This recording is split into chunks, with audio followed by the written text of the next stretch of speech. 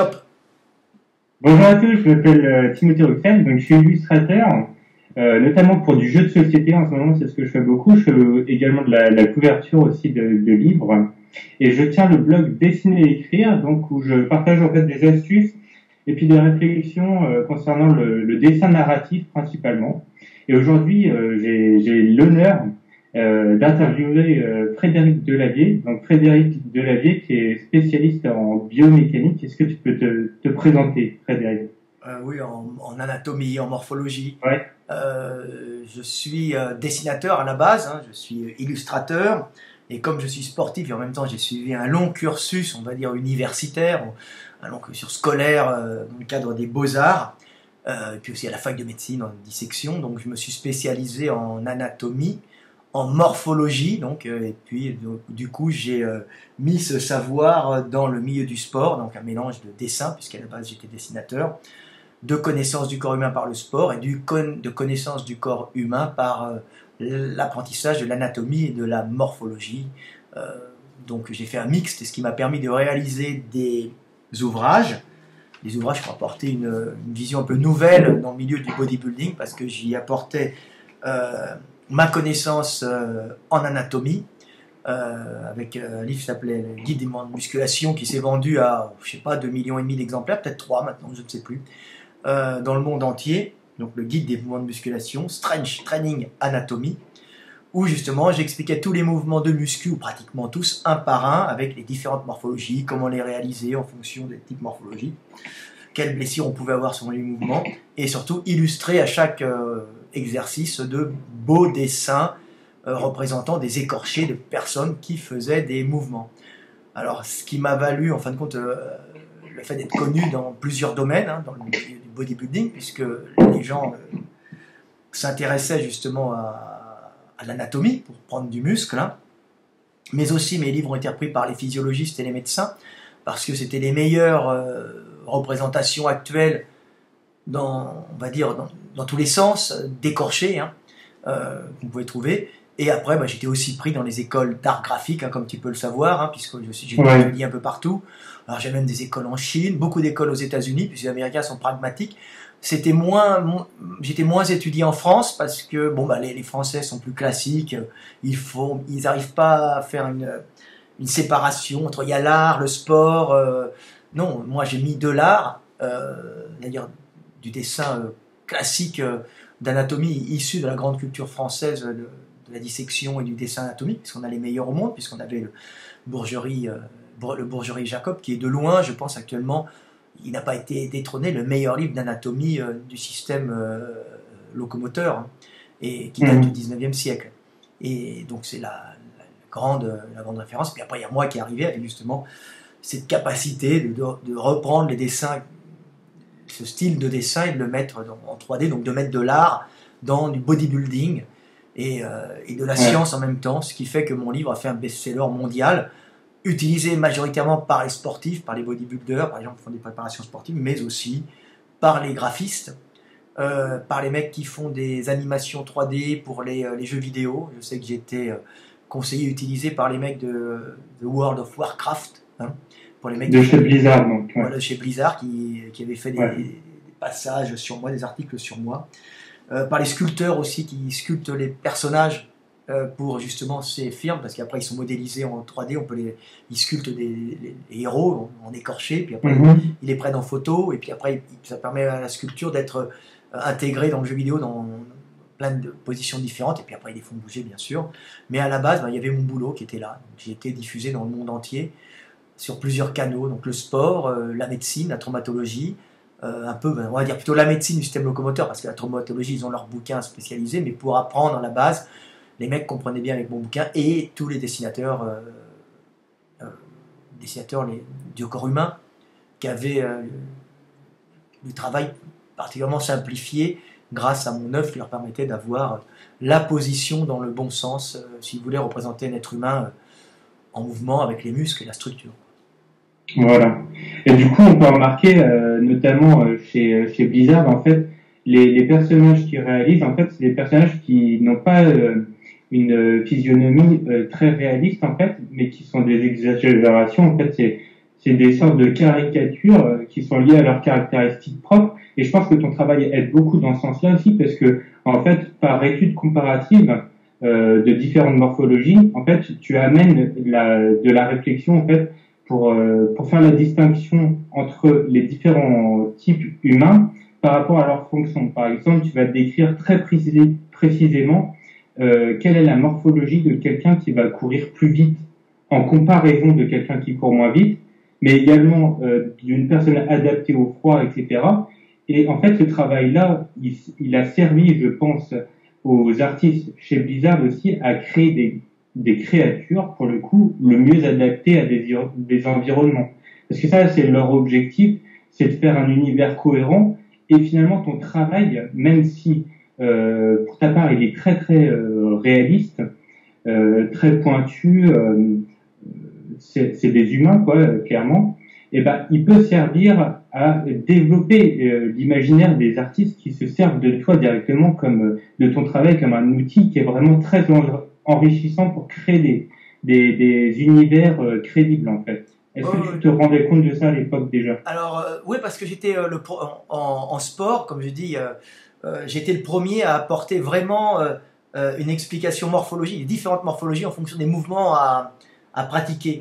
Et là-dessus, j'ai même approfondi après dans mes bouquins, j'avais approfondi en expliquant que justement ces différentes morphologies étaient souvent liées, avaient souvent des causes d'adaptation climatique, d'adaptation à des milieux. J'avais expliqué justement le fait pourquoi les Africains courent plus vite, pourquoi les Européens sont plus courts, mais des fois aussi plus puissants sur certains mouvements avec leur levier court, mais moins efficaces, par exemple sur le sprint. J'avais expliqué les rapports de tendons, de tendons dans le muscle. Alors, plus tu as des longs tendons, moins tu as de muscles. Mais donc tu as moins de puissance de contraction, mais plus de récupération énergétique dans le mouvement. Donc tu es économique et en fin de compte, sur le mouvement à la longue, tu es plus puissant, tu peux courir mieux, même si la contraction musculaire est peut-être moins efficace. La récupération énergétique que tu fais à la réception, par exemple, te donne beaucoup plus de puissance après pour continuer, tu vois. Donc, ouais, voilà. Et en fait, ça, c'est des micro en fait analyses sur des gestes ciblés. En fait, au départ, c'était vraiment ça, c'était un exercice, ou alors tu as pris l'ensemble. Tu t'es d'abord posé la question sur l'ensemble d'une morphologie, savoir pourquoi elle est comme ça, ou alors tu es parti vraiment d'un exercice de musculation et par cet aspect très précis-là, tu as réussi à faire la distinction entre les d'où est partie en fait la réflexion là-dessus? Ah bah, la réflexion est partie, je vivais à une époque, c'est plus la tienne, hein, c'était la mienne, où on disait que c'était la volonté qui faisait tout. Et qu'on devenait un grand sportif, c'est-à-dire qu'on réussissait quelque part, c'était là. Quand on avait la volonté, le désir de le devenir, tu vois, et que c'était en fin de compte les facteurs génétiques ne rentraient pas en compte là-dedans. Puis là, moi qui étais en salle et qui faisais de la compétition aussi, je voyais bien que le facteur génétique jouait énormément dans la performance. Donc j'ai commencé à faire des petits schémas, à étudier tout ça et à expliquer en fin de compte que selon les ethnies qui étaient adaptées à des milieux, tu avais des particularités morphologiques qui faisaient que tu étais plus ou moins fort dans certains domaines. Et ça, je l'ai mis dans mes bouquins, et ça se voit quand je parle des longilignes, brevilignes. Alors, je parlais moins, on va dire, d'ethnie de type d'adaptation climatique. J'expliquais pur et dur la différence de levier et la différence de longueur de tendon. Mais dans les derniers livres que j'ai sortis, ce sont des livres de philosophie comme l'éveil des consciences. Hein. Voilà, ça y est, tu l'as? Ah oui, je l'ai lu, je l'ai annoté. Voilà, et l'éveil des consciences permet tout de suite de comprendre justement que nous sommes les enfants du climat et que nous sommes formatés en fin de compte par notre génétique qui est une adaptation de nos ancêtres à certains milieux.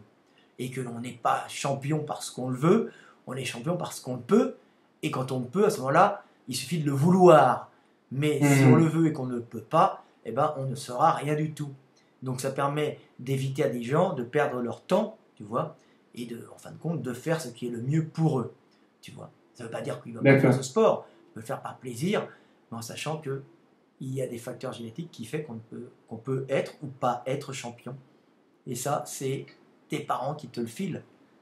Tu vois, Ouais, la mémoire génétique de d'accord. notre lignée. Donc, tu l'as lu dans le livre, peut-être, tu as vu, c'était assez intéressant. Hein. Oui, voilà, et justement, enfin, ça c'est un livre pour le coup de pensée, de réflexion. Et en fait, il y a tout un cheminement de pensée qui est fait. Enfin, moi, ce que j'ai remarqué, c'est que tu es spécialisé au départ sur un domaine très précis et qui t'a permis ensuite d'élargir ta pensée, quoi. Ouais, C'est-à-dire ouais. qu'au départ, tu as vraiment focalisé sur la musculation, etc., sur quelque chose qui a été utile pour plein de gens, en fait, ce qui t'a permis de te faire connaître. Parce que d'un coup, d'un seul part naissant, finalement, t'as permis à plein de gens de s'éviter des blessures très graves. Je pense que t'as sauvé des vies, quoi, clairement. Bah oui, oui, Est-ce que c'est ce que les gens ne savent pas, c'est que mes livres ont sauvé énormément de personnes de l'accident. Mes livres, c'est Gundil, puisqu'on était deux à travailler. Moi, j'ai commencé avec 2 livres tout seul, et puis après, je les ai fait avec Gundil. On a fait des recherches en commun, Michael D. Gundil, mon collaborateur, et ouais, on explique vraiment tous les exercices, comment ne pas se blesser en fonction des morphologies. Et on sauve, en fin de compte, des gens de traumatismes graves, et peut-être de vie ouais, aussi de temps à autre, mais surtout ouais. de blessures graves. Ouais. Alors Michael Degendil, lui, il était plus spécialiste de l'alimentation, non, c'est ça? À la base, alimentation et bodybuilding. Moi, à la Mhm. base, c'est dessin, sport et, on va dire, système locomoteur et anatomie, morphologie. Tu Ouais. vois. Et du coup, concernant le dessin spécifiquement, là, c'est l'attrait pour la musculation qui t'a amené à ta spécialisation dans le dessin de l'anatomie directement, ou Non, non, c'était non, non, déjà non, une non, non, tendance non, non. C'était déjà une tendance que j'avais avant. Je me suis tout le temps passionné pour l'anatomie, pour la paléontologie, pour les reconstitutions.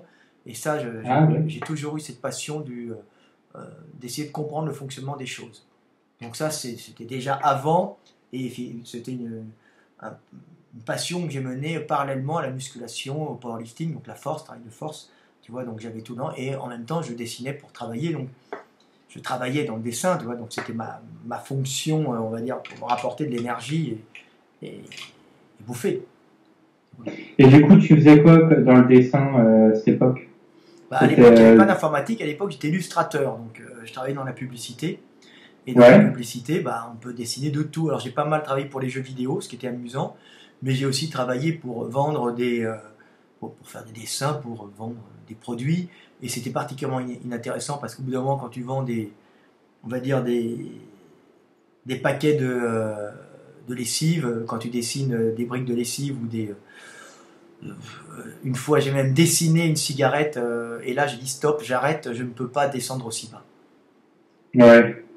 Ouais, je comprends, Et moi, c'était j'ai pas la commencé cigarette en graphiste aussi. elle-même, En fait, c'était une maintenant, cigarette, ce mais c'était un. métier-là a été remplacé Oui, par l'infographie. le métier graphiste, quoi. Par l'infographie maintenant, tu vois, mais Ouais, à voilà. l'époque, Ouais. on était illustrateur. Donc après, j'ai dit j'arrête, je me suis lancé dans la peinture, ça marchait pas parce qu'il faut être coopté, il faut faire partie d'une caste, d'un groupe social, hein, la bourgeoisie ou de bourgeoisie qui te permet d'accéder aux galeries. Et de toute façon, mon Ouais. style n'était pas adapté à cette caste sociale qui était plutôt dans l'abstrait, avec des galeries dirigées par des bourgeoises insupportables. Donc je ne rentrais Ouais. pas du tout dans ce milieu-là. Et comme j'étais plutôt quelqu'un de culture classique, hein, qui a étudié plutôt les auteurs de la Renaissance, moi je suis digne successeur de Léonard de Vinci, puisque j'ai étudié sa technique, j'ai étudié son œuvre, écrite et dessinée. Hein. Ouais. Et sa technique, donc, c'est la technique du sfumato, là? C'est Oui, les bulles qui ça, je la faisais aussi, un peu adapté quand j'ai l'illustration. Ouais. Illustration sportive, j'ai fait un moment, je l'utilisais. Moi, j'ai tout le temps travaillé un peu instinctivement au somato, mais j'ai surtout étudié sa technique de dessin assuré et sa technique de dessin du corps humain.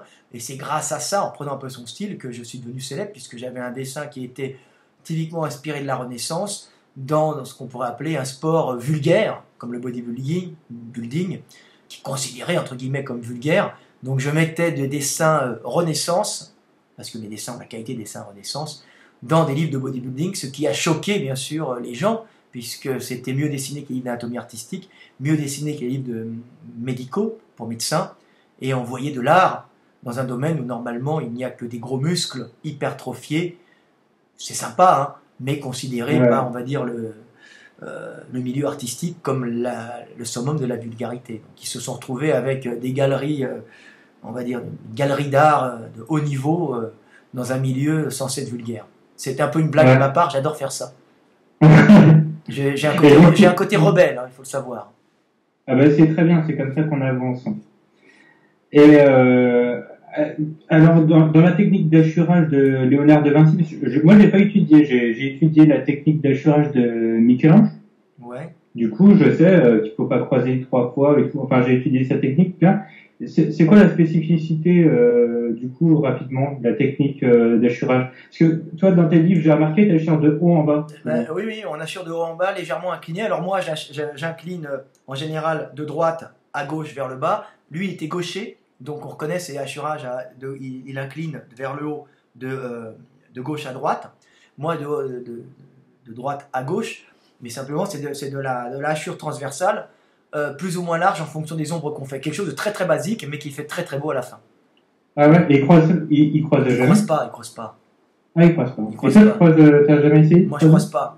C'est-à-dire qu'on Okay. on rajoute plusieurs hachurages et on fait le hachurage plus ou moins serré en fonction des ombres. Donc, on va que dans un sens, mais c'est très joli et ça permet de faire du grisé avec de la plume, quoi.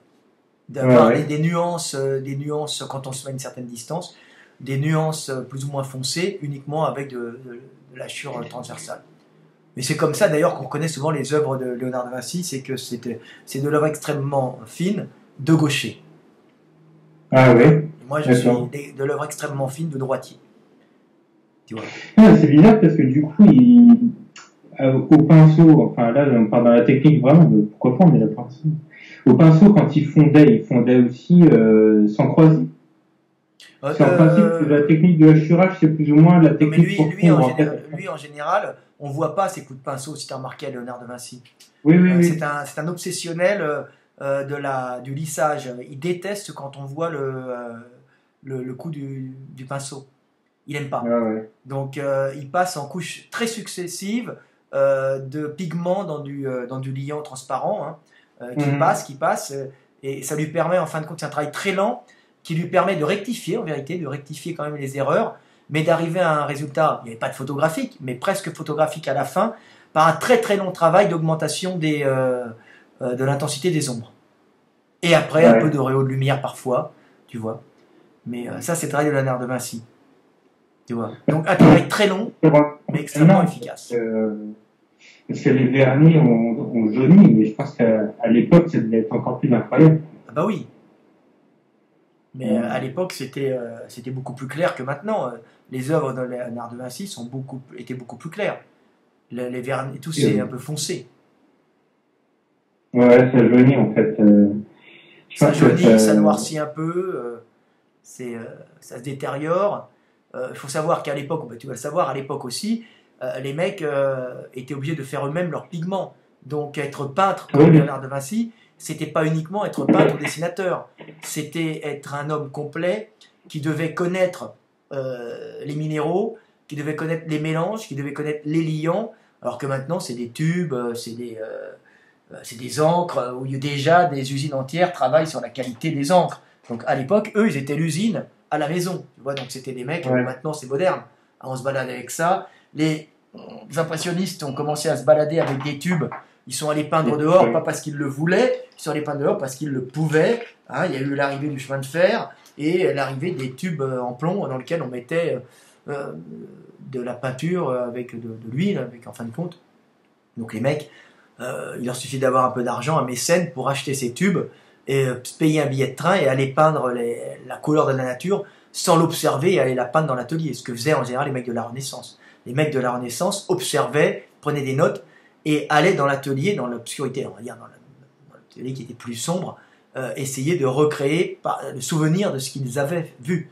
Alors que après, les hommes n'avaient plus qu'à peindre directement la couleur. Mais la photographie existait déjà pour les mecs des impressionnistes. Hein. C'était la couleur qui n'existait pas. Donc tu vois, c'était... ils n'avaient pas d'aquarelle déjà pour prendre des notes Ils avaient des aquarelles, mais c'est pas aussi efficace. Ouais, bien sûr. Tu vois, et d'ailleurs, il faut de l'eau, ça coule de partout. Il faut de l'eau, ça coule de partout. C'est pas évident, tu vois, à travailler. Ouais. C'est bien, c'est petit, mais ça n'a pas... c'est pas aussi efficace que les tubes à huile avec déjà des couleurs préfabriquées. Tu vois, on peut en vendre une grande quantité. et mettre de l'intensité dans la représentation.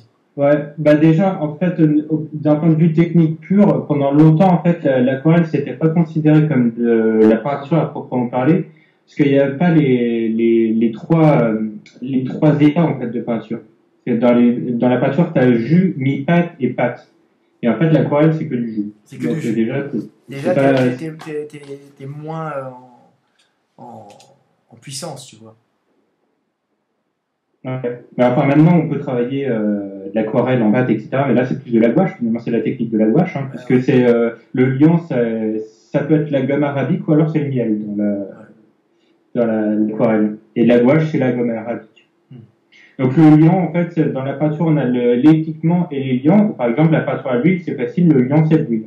C'est de l'huile, ouais. Et le fixateur, c'est du blanc d'œuf, souvent. Oui, enfin à l'époque. Maintenant, ça a changé, mais à l'époque.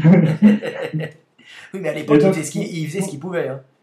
Ouais. Et pour l'anecdote, là, tu parlais des pigments. Alors, il y a un truc très intéressant par rapport à ça, c'est que on voit que c'est déterminant vraiment la technique par rapport à l'influence que ça a sur les artistes directement.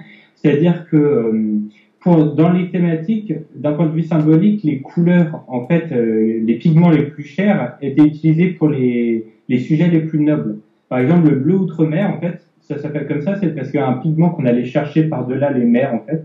Alors, je sais plus exactement où, mais en tout cas, ça coûtait vraiment très cher à faire importer. Et du coup, on peignait les sujets religieux. Souvent, je crois que c'était Marie ou quoi, on mettait du bleu outre-mer dedans. Et donc, du coup, ça a un impact directement et c'était précieux, donc on l'utilisait comme ça. Ah bah oui.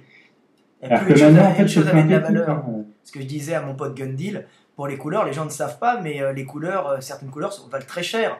Par exemple, dans la nature, on trouve énormément de pigments, on va dire violacés, toutes les baies, hein, violacées, terre, t'en trouves, hein, du rosé un peu passé, t'arrives à en faire. Ce qui coûte très cher, c'est de faire du rouge vif. Tu vois, c'est pour ça que les riches, on leur met du rouge, parce qu'ils montrent avec du rouge qu'ils ont la capacité de s'acheter du pigment rouge. Tu vois, c'est une marque de puissance, tu vois. Ouais. Et pareil pour le bleu outre-mer, pour un bleu très, très puissant, tu vois, ça coûte, c'est très dur à trouver, donc ça valait cher. Pareil pour les verts, c'est pas évident d'avoir du vert, tu vois. Donc on se retrouve avec des couleurs qui symbolisent la richesse parce qu'elles sont dures à aller chercher dans la nature. Alors que les pigments violacés, t'en as dans toutes les baies, tu vois, les bleus, les pantalons, le bleu de travail, ça se faisait très vite. Du noir, c'est même assez facile à faire en mettant du bleu, plein de bleu de baies, tu vois. Tu taches à fond et puis après, c'est des taches, quoi. Ça se fait. Et puis du rosé, c'est du rouge passé, ça peut se mettre, tu vois. On trouve des baies qui font un peu rosé. Donc ça, c'est des couleurs qu'on trouvait. Après, les couleurs vives, c'est très dur à trouver, c'est les riches qui les ont. Ouais, parce que pour se rendre compte, en fait, c'était, par exemple, quand on parle de vert émeraude, voilà, on sait d'où ça vient, quoi. En fait, les pigments, il y a plusieurs états de transparence, par exemple. Il y a les pigments qui sont transparents, semi-transparents et opaques. Et les pigments qui étaient transparents à l'époque, c'était des pierres précieuses, quoi. C'était ça. Ouais. Donc en fait, on les écrasait, quoi. Maintenant, c'est synthétique, donc ça coûte plus cher. Mais à l'époque, il fallait extraire. Le pourpre, c'était certains coquillages, c'est ça. Hein. Peut-être, je sais pas. À certains endroits. Hein. Tu vois, c'est pas évident non plus. Il fallait les chercher. Mais tout ça, c'est des pigments. Bon, il y en a qu'on trouve beaucoup dans la nature. D'autres, les plus rares, c'est les riches qui s'emparent pour montrer que eux, ils sont riches. Ouais. Parce qu'on a les moyens de les utiliser. Ouais. Ce qui est étrange, c'est qu'on utilisait des pigments très chers pour peindre genre Marie, alors qu'elle, en principe, ça devrait pas être la richesse et tout qui la caractérise. C'est pour montrer son ordre dans la hiérarchie divine. Plus t'es haut, plus t'as des pigments chers. Ouais, ouais, je pense que c'est un peu contradictoire avec le message. Oui, mais bon, l'Église, il faut pas. Comme je dis tout le temps, l'Église catholique romaine, ou bien l'Église en général, on va dire, ce n'est pas totalement la parole du Christ. Hein. C'est plutôt une organisation faite pour stabiliser le peuple et utilisée par les puissants pour manipuler le peuple des producteurs en lui faisant par la religion comprendre qu'ils doivent obéir à ceux qui ont été nommés par Dieu comme dirigeant, quoi. Oui. Tout ça, c'est plutôt une organisation de maîtrise du peuple, plus un peu calmante aussi, mais on est loin de la parole du Christ. Hein. Ouais. Bah, en quelque sorte, du coup, ça a peut-être aussi ce pouvoir rassembleur et puis pas rassembleur, mais hypnotique sur le peuple de voir ces peintures-là faites de trucs précieux et du coup, on se soumet plus facilement. S'il y a une autorité de tout le temps, qui est exubérante de tout le temps, dans sa richesse. On se soumet aux dieux, les dieux qui soutiennent les monarques en place. Tu vois, j'avais déjà expliqué ça dans une vidéo. Ah ouais, d'accord. Oui, j'avais expliqué comment la naissance des mafias et des oligarchies. Les oligarchies venant des mafias à la base. Tu vois. Ouais. C'est toute une vidéo qui explique comment on fait ça. Et puis une autre vidéo sur les pyramides, enfin simplifiée, qui montre en fin de compte que les grands ouvrages sont faits pour, en fin de compte... Ah oui, j'ai vu ça. J'ai vu cette vidéo-là qui remet un petit peu... unir le peuple dans un projet commun et en fin de compte glorifier des dieux qui unissent le peuple, hein, l'ancêtre primordial. Ces dieux étant en fin de compte bien plutôt la noblesse dirigeante étant nommée par les dieux par l'intermédiaire du clergé. Tu vois. Le clergé étant en général issu des mêmes groupes, on va dire, des mêmes groupes génétiques que la noblesse, puisque la noblesse règne par les armes, après elle est oisive. On met en cause son oisiveté en disant mais pourquoi maintenant vous ne nous défendez plus, pourquoi maintenant on vous nourrirait, hein, nous les producteurs. Et à ce moment-là, comme dans la noblesse ils n'ont plus de travail, il y en a pas mal qui sont devenus prêtres, parce qu'à ce moment-là ils s'intéressent un peu à la théologie ou au Dieu ou pourquoi du comment. Et comme ils sont de la même famille, ils se font justifier par les prêtres le fait d'être oisif et d'être noble et de continuer à bouffer sur les producteurs. Et on arrive avec, parce que Dieu le veut, les prêtres le disent. Et les prêtres sont issus des mêmes groupes familiaux. Tu vois. Mais à la base, ce sont des mecs qui viennent piller les producteurs, et puis un jour ils disent aux producteurs, écoutez, ça nous coûte trop cher en hommes, à vous aussi, on va faire une trêve, on bosse pour vous, on vous protège, vous nous nourrissez, et on vous protège des autres bandes de pilleurs. Les mecs sont contents, et il dit, ok, c'est économique, ça permet de faire mieux produire le producteur au lieu de se défendre, d'utiliser le pilleur à la défense du producteur, et puis on le nourrit au passage, et on a moins de pertes, jusqu'au moment où ils ont tellement bien travaillé, nos pilleurs, en protégeant les producteurs, qu'il n'y a plus de combat, il n'y a plus rien, et qu'on remet en cause leur fonction de protecteur nourri, puisqu'ils n'ont plus rien à faire. Et à ce moment-là, on dit, non, nous on reste, c'est Dieu qui le veut, parce que le clergé le dit, et puis en fin de compte, les producteurs disent, ah bon, d'accord. Et voilà comment naissent les noblesses. Principe organique de base, oui, c'est tout simple le monde. Voilà, c'est tout simple, faut y penser, quoi. Ouais. Faut partir d'une base solide. Voilà. La musculation, base solide. Ça, c'est l'étude des structures physiques du monde. Voilà. Te font comprendre l'âme des gens, l'esprit du monde qui est en nous. C'est-à-dire qu'on ne pense que par notre corps, si tu veux. Notre pensée est structurée par notre physique, notre structure. Oui, voilà. De toute façon, on a la conscience qu'on intègre est limitée par nous. Mais sinon, elle serait infinie si sans le. La conscience est la chose ultime de l'univers. C'est-à-dire tu ne peux pas dépasser l'état de conscience. C'est-à-dire qu'à partir du moment où tu es conscient, tu as atteint le summum. Tu vois, c'est-à-dire je suis celui qui est, qu'on voit dans toutes les religions. Donc tu ne peux pas dépasser cet état-là. Dire qu'est-ce que tu veux être plus que la capacité de dire je suis. Tu peux être à la rigueur plus intelligent, avoir une meilleure capacité d'analyse du monde, mais à un certain moment, ton cerveau ne peut pas analyser trop de choses. Il consommerait trop d'énergie, donc tu extériorises dans les machines. Donc tu peux augmenter ta capacité d'analyse, mais ton état de conscience, c'est l'homme, c'est l'état de sommet, on va dire, de l'évolution du monde, puisque le monde est fait pour générer la conscience. Nous sommes la conscience du monde, c'est-à-dire nous sommes la capacité de dire je suis, j'étais et je serai généré par le monde. Et nous sommes la conscience du monde incarnée en l'homme. Voilà. À la suite d'un... Et alors ça, t'as abouti en fait à cette conclusion sur cet état-là, aussi par ton étude, tes études comparatives.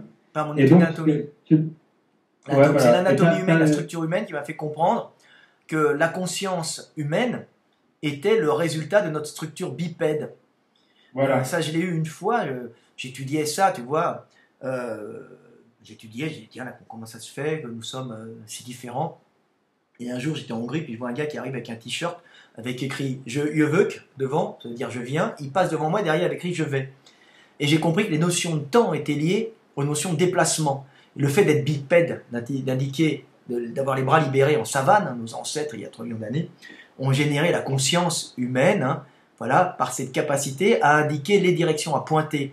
Donc ils indiquaient où ils allaient, par le doigt, dans cette vaste étendue herbeuse très dangereuse, et d'où ils venaient, en montrant derrière, il n'y avait plus qu'à mettre un son sur ces gestes, et ils enlevaient les gestes, et ils se retrouvaient avec des notions de temps dans le langage, notions de temps qu'à part les éléphants, hein, j'ai déjà expliqué, aucun animal n'a dans sa communication. Ils sont scotchés dans le présent, si tu veux. Et l'homme, c'est le seul animal à être capable de dire « je suis, j'étais et je serai ». Donc, il peut remémoriser, il peut se remémorer des actions passées lui permettant d'augmenter ses connexions, d'augmenter la taille de ses connexions neuronales, hein, d'augmenter l'épaisseur de myéline sur ces connexions neuronales entre neurones, donc de permettre d'avoir des choses dont on repense en permanence, de permettre de les mémoriser encore mieux et de les utiliser encore plus rapidement, puisque l'information transitera beaucoup plus vite, et en même temps de penser à l'avenir, tout seul ou en groupe, par la voix, par la parole, d'expliquer en groupe ce qu'ils vont faire, ce qui leur permet d'anticiper sur le monde, tu vois, de se projeter donc spirituellement dans le futur ou dans le passé. Et à partir de ce moment-là, tu as une supériorité énorme sur la nature, sur le reste du règne animal, hein, puisque tu peux préméditer tes actions et organiser tes actions dans l'avenir en utilisant ton stock de mémoire que tu as mémorisé, hein, et justement et en communiquant par la parole avec des mots qui sont des compressions de données, hein, en son, mais aussi surtout par les notions de temps qui permettent justement en groupe de préméditer des actions futures, même tout seul dans sa tête. Donc ça, c'est l'homme. Et puis alors, cette façon d'avoir des notions de temps dans le langage, hein, permet à l'homme de se concevoir spirituellement, décorporé, puisqu'il pense, hein, décorporé dans un futur hypothétique et dans un passé mémoriel, ce qui fait que l'homme est capable de concevoir l'esprit, hein, l'esprit décorporé du corps, hein, donc de concevoir l'esprit peut-être des ancêtres, et peut-être son esprit qui perdurera s'il meurt. Tu vois, donc d'avoir déjà une approche très primitive de la notion de Dieu.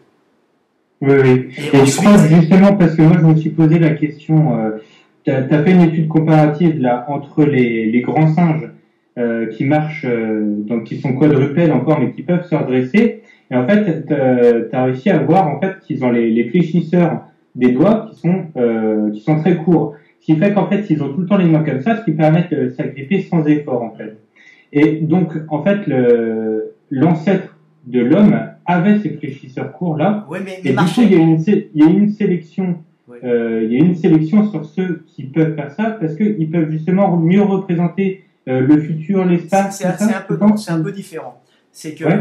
On a été bipède en savane pour, justement, c'était économique, pour se déplacer plus facilement d'un point à un autre, et aller chercher de la nourriture dans ces vastes espaces herbeux où il y a peu d'arbres et peu de fruits. Donc on a été transformé en fin de compte en mangeur de viande, mangeur de charogne, opportuniste, tu vois, et encore frugivore un peu, tu vois, par le manque de fruits.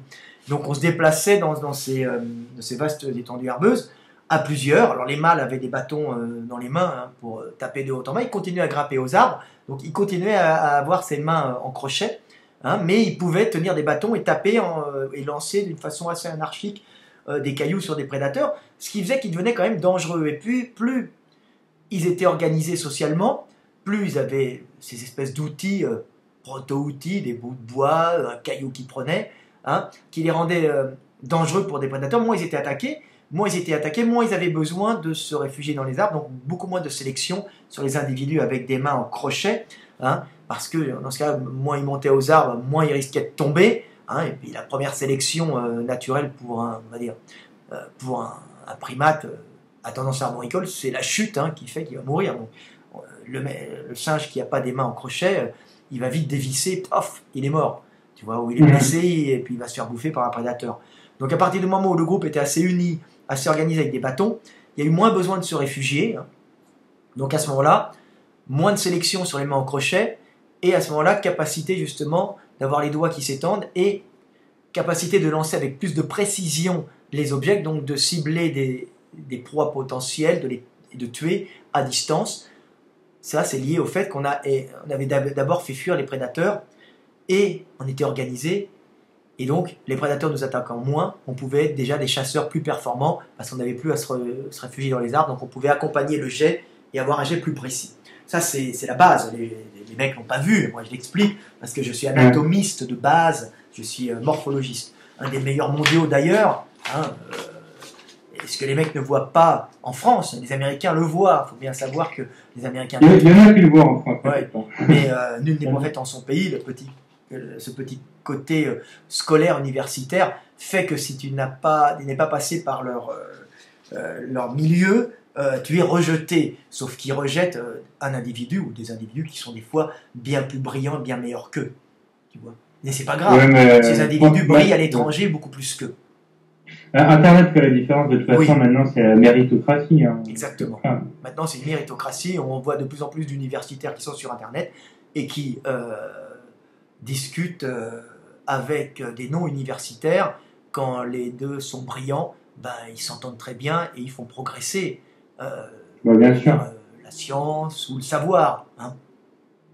Et du coup, c'est intéressant aussi le truc du lancer, là, parce que le lancer, qu'est-ce que ça a développé finalement? Quand on peut lancer une lance, on imagine tout ce qui découle derrière, c'est-à-dire que c'est l'invention de l'outil de lancer, donc ça déboule sur enfin, on peut inventer le fusil à partir du moment où on a inventé la lance. Ça, c'est bien après, hein, ça, le fusil, bien sûr. La poudre. Mais déjà, le fait de tuer à distance, hein, on est les seuls animaux à tuer à distance. Hein. Il y en a peut-être un autre ou deux. Je crois qu'il y a un serpent cracheur qu'on voit du venin à distance. Je crois qu'il y a un poisson archer qui doit... mais il tue pas, qui fait tomber les insectes en crachant de l'eau à distance. Hein. À la rigueur, on peut dire que le caméléon envoie sa langue à distance, hein, ou même certaines grenouilles, mais vraiment envoyer un projectile à distance et tuer à distance, c'est l'homme. Hein, et ça, il ne pouvait avoir cette fonction qu'en étant d'abord un arboricole, un redescendu en savane avec des membres capables de faire des circonductions et avec un outil de projeter. Et à ce moment-là, il pouvait devenir dangereux, mais il a fallu qu'il quitte complètement les arbres pour pouvoir lancer avec précision, et là on était devenu extrêmement redoutable, tu vois, parce qu'on pouvait accompagner le projectile avec le bout des doigts, il se tendait, tu vois, puisqu'on n'était plus en crochet, et là on devenait extrêmement dangereux, et on a généré tout un physique, hein, les gens s'en aperçoivent pas, mais on a une structure musculaire, une structure osseuse qui est faite pour marcher, mais qui est aussi faite pour lancer, tu vois, pas pour grimper, on a transformé le grimper en lancer, donc on a des muscles des pectoraux, des épaules, qui sont faits pour accumuler l'énergie cinétique, comme un élastique, et de la renvoyer. Boum, tu vois. Donc, on fait des rotations, et on lance, tu vois. On tend le bras, on lance une rotation, énergie, on tire en arrière, énergie cinétique accumulée comme un élastique, comme catapulte dans toute l'épaule et le grand pectoral, tu vois. Et on fait une rotation. Les obliques sont pareils, hein, c'est les muscles de la sangle abdominale sont travaillés pour faire des rotations aussi, hein, donc accumuler de l'énergie cinétique et la restituer. Donc on est vraiment une catapulte, hein, pour tuer à la base. Ouais, voilà. Et ça, c'est une adaptation aussi, enfin, parce que là, tu as fait la comparaison avec un gorille, et qui n'a pas du tout la même structure au niveau de la sangle abdominale, enfin, qui ne peut pas se permettre de faire des torsions. Il ne faut pas de rotation. Nous, l'homme, on fait des rotations, ça aide pour marcher, ça aide pour courir, puisqu'on court debout, hein, mais ça aide aussi pour lancer.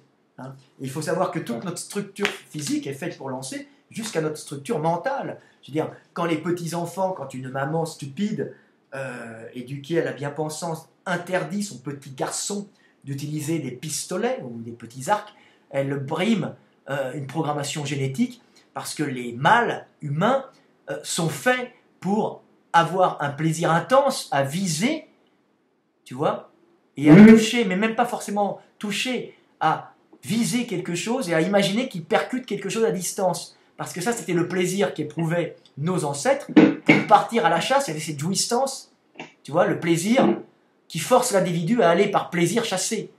La joie de percuter à distance une proie pousse l'individu à aller chercher de la nourriture et à la ramener à la femme. Donc quand une maman, qui a les petits, quand une maman brime un petit garçon, elle brime 3 millions, 2 millions et demi d'années de sélection naturelle et elle fait du mal à l'enfant. Parce que l'enfant, il est fait pour jouir de la sensation de lancer. Alors c'est pour ça que maintenant on a des pistolets laser, des nerfs, des trucs comme ça. Les gamins adorent jouer à ça parce qu'en fin de compte, ils ont ce besoin de jouir du lancer et du tir. Tu vois, sans être forcément vouloir tuer. C'est cette jouissance de viser, taper. Tu vois, c'est en nous, c'est inscrit en nous. C'est inscrit en nous parce que si on n'avait pas ce plaisir, bah, l'humanité n'aurait pas éprouvé du plaisir à les chasser, n'aurait pas rapporté d'énergie aux femmes et aux enfants, tout simplement. Donc on a ce plaisir. C'est comme le plaisir d'aller baiser, le partenaire. Hein, cette jouissance est faite pour, en fin de compte, que l'humanité perdure en nous multipliant. Pareil, le plaisir d'aller tuer ou de lancer, de percuter la proie, c'est en fin de compte le plaisir de rapporter l'énergie à nous-mêmes, mais aussi à la femme et aux petits. La femme ne comprend pas que l'homme a ce plaisir parce qu'elle n'est pas faite pour chasser, mais ce plaisir est lié à l'homme, génétiquement. Et du coup, ce truc du lancer, c'est vraiment inscrit en nous, même morphologiquement. Morphologiquement, oui. Mais il y a des choses, par exemple, qui sont très contre-intuitives. Moi, j'ai appris dans ton livre que notre colonne vertébrale n'est pas faite pour la bipédie. En fait, elle s'adapte à la bipédie. Non, elle est faite maintenant, mais elle s'est adaptée à la bipédie. Elle était à la base. Parce que tu disais que tu étais avec la plasticité au premier âge, mais que s'il y a personne pour te montrer, tu restes à quatre pattes. Oui, tu restes à quatre pattes. La bipédie est culturelle, c'est-à-dire que maintenant on est génétiquement adapté, mais les premiers groupes bipèdes réels, c'est-à-dire que marcher bipède pour un arboricole de taille moyenne, c'est en vérité très simple. Il suffit de commencer très tôt, et ton squelette qui est encore malléable, la colonne vertébrale prend une espèce de courbure, tu vois, qui permet d'être meilleur, d'être mieux adapté. Tes membres inférieurs s'étendent et tu peux marcher facilement. Par contre, tu ne peux pas courir, puisque courir demande un gros fessier et une projection en fin de compte, de la capacité de pouvoir projeter, on va dire, tirer la jambe vers l'arrière. Mais pour ça, il faudrait que l'os iliaque, donc l'os du bassin, l'arrière ici, soit projeté vers l'arrière. Chez nous, il est projeté vers l'arrière, chez le singe, il est vertical, donc le singe ne peut pas faire d'accélération de courant, il peut marcher. Mais un singe peut très très bien marcher, on peut les éduquer à marcher, et ils deviennent de parfaits bipèdes, marcheurs, économiques, par mimétisme, tu vois. Ça s'apprend, les hommes fonctionnent comme ça, une neurone miroir, le petit regarde les parents, il se met à se lever pour les parents, il tombe, et puis il imite, et puis sa structure osseuse se déforme. Mais par-dessus là, l'homme a quand même une sélection génétique, et une structure qui est maintenant adaptée à la marche et à la course. Mais les singes peuvent culturellement, alors certains singes, certains petits macaques, le gorille, le chimpanzé, prendre par mimétisme et déformer leur squelette pour marcher, mais aucunement pour courir. La course est venue plus tard par sélection génétique des individus qui avaient une prolifération, on va dire, de cellules osseuses et musculaires dans le développement du sacrum et de l'os iliaque. Il y a une sélection génétique qui s'est faite, voilà, tu vois. Voilà. Et en fait, là, je montre rapidement parce qu'en fait, tout ce qu'on est en train de dire là, parce que moi, ma chaîne, c'est sur le dessin, si tu veux. Et je veux vraiment que les gens se rendent compte, en fait, de l'apport de ce genre de réflexion, quoi. Parce que le bouquin de Frédéric, en fait, c'est plein de comparaisons comme ça.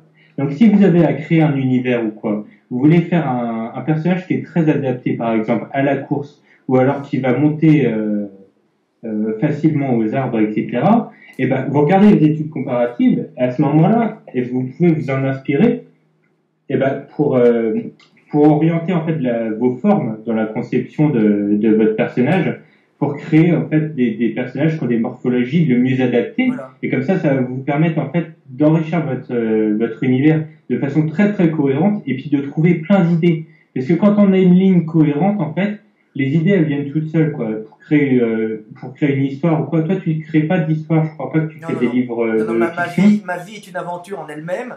Donc j'ai pas le temps de créer des histoires puisque j'ai une vie particulièrement aventureuse. Je suis on the road again et je vais où le vent où le vent souffle et où le vent me porte. Mais effectivement, mon premier prof de dessin, tout premier prof de dessin, il disait ça aussi. Je vois pas pourquoi j'inventerais des histoires, ma vie est exceptionnelle. Et finalement, ce que je fais, moi, c'est que mes histoires, c'est directement ma vie, en fait, mais transposé. En fait, je change juste le nom des personnages, j'adapte, en fait, mais les situations restent les mêmes. Et c'est comme ça qu'on est le plus intéressant, finalement, c'est en racontant la vie, parce que la vie est incroyable. Alors moi, je suis un philosophe, hein. Je suis aussi philosophe. Ouais. Alors comme je suis un philosophe, moi, je ne raconte pas d'histoire, je tire une analyse de mon expérience, tu vois.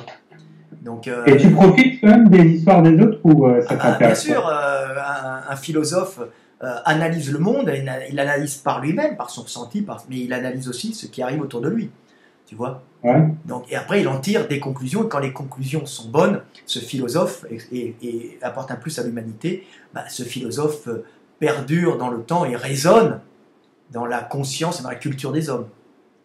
Et pour justement construire ta philosophie, là, tu t'inspires quand même de fiction, parce que je sais que tu es très féru de Tolstoï, non? Alors non, je ne m'inspire pas de fiction. Tolstoï, c'est pas une des fictions en vérité. Hein. Tolstoï, ce sont en vérité que des choses réelles qu'il raconte. Hein. C'est un mec qui n'aimait pas vraiment raconter de fiction. Hein. D'ailleurs, les vrais grands philosophes ou écrivains ne racontent que la réalité.